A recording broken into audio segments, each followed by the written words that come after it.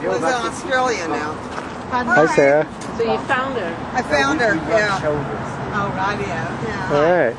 Well, this is Joe. Anybody? This is Mary. Hi, Mary. How are Just you? out documenting all the people out here that want to have accountability.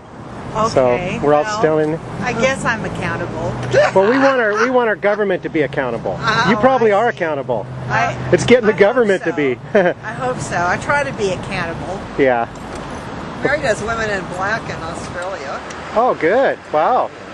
You're over here visiting then, right? Yeah, nice. Well, it's traditionally been a nice place to visit. I don't know. Yes. A little bit. Still live here, Traditionally, so it's been a nice place to leave as well. But when you left, it was really nice. yeah, Yeah. I'm revising my opinion. We are too. Portland. Yeah, really. All right. Well, nice to meet you. Nice to meet you. Hey, I'm gonna walk down and see Joe. Oh, Michael. Cool. How y'all doing? Good. Hi, guys. Joe Walsh. Hi, Joe. And Michael Mayles here. How do you do? What's your sign say, Michael? It asks Earl Blumenauer to defend our constitutional rights. In defense of Mr. Blumenauer, I can tell you that he did vote the right way on immunity against those people who overrode federal law and engaged in illegal surveillance of American citizens. Many Democrats, a majority of the Congress, including Barack Obama, voted in favor of the immunity for those lawbreakers, and Earl Blumenauer did not. However, I am still here, and all of us are here, primarily because Earl Blumenauer will not consider even the possibility of impeachment of the most law-breaking president we've ever had, who has, on a criminal basis, taken the country to war, on an aggressive war, breaking not only many of our own laws, but also the United Nations Charter. Thanks for coming out and standing up for that. Thank you. We need citizens like that. And well, I hope people viewing this video will consider voting for the Green Party in this congressional district and me. I'll be on the ballot. The candidate statement is on file in the Secretary of State's office as of today. That's for District 3. Yes. Okay. Good to see you, Michael. All right. Joe, you got anything to say today? Or? Oh, yes. Step right over. We have come into the dirty word, and we have Bush over there, but we're having a trouble with this guy here because he won't stand up. Every time I try to put him up, he bends over again, and look, he won't stand up. I can't believe it. It's par for the course, actually, huh? Yeah, and he's got tape over his mouth. That's kind of symbolic of him saying nothing. Now, out of 435 members of Congress, including the House and the Senate, he is ranked 58th. He is on the top of the list of people who spend the most money. Is that what a junket is? Is that what you're... A junket is you go overseas, and a private corporation or an institution like the Aspirin Institution, they pay for it. So he goes to China, $9 grand. He goes to Italy, $10 grand. Stays in $400 a night rooms. And guess who is the honorary chairman of the Aspen Institute? I don't know. Henry Kissinger. Oh. You know that guy that's wanted down in Central and South America for war crimes? That's who's paying the bill. Isn't that interesting?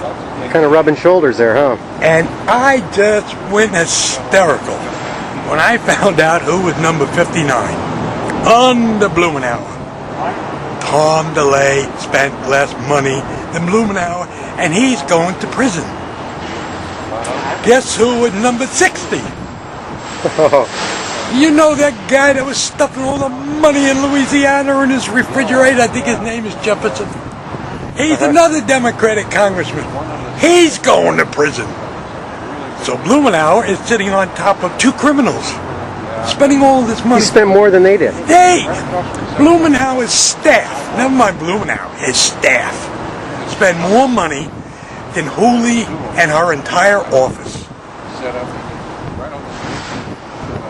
Nobody is close to this guy about junkets. Every time he gets a long weekend, every time he gets a vacation, he goes to Germany, he goes to Italy, he goes to China, he goes to Las Vegas. Now we understand why he's got no time to meet with us. Because he's too busy with the Aspen Institution, run by Henry Kissinger. Ooh. That's the bulletin. I didn't know that. You know that? I didn't know that either. He spent like $170,000. And now, tonight, he's going to a town hall meeting to talk about the environment.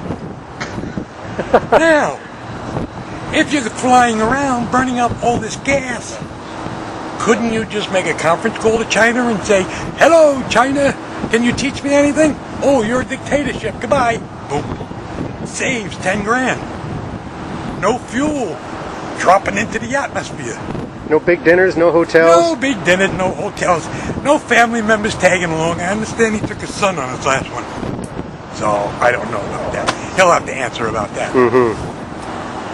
But he is the junket king, the master. That's what I call him, the junket master. So when people vote this time, they ought to think about, wow, do we want to vote for the junket master who can't seem to stand up for anything? He's bending over.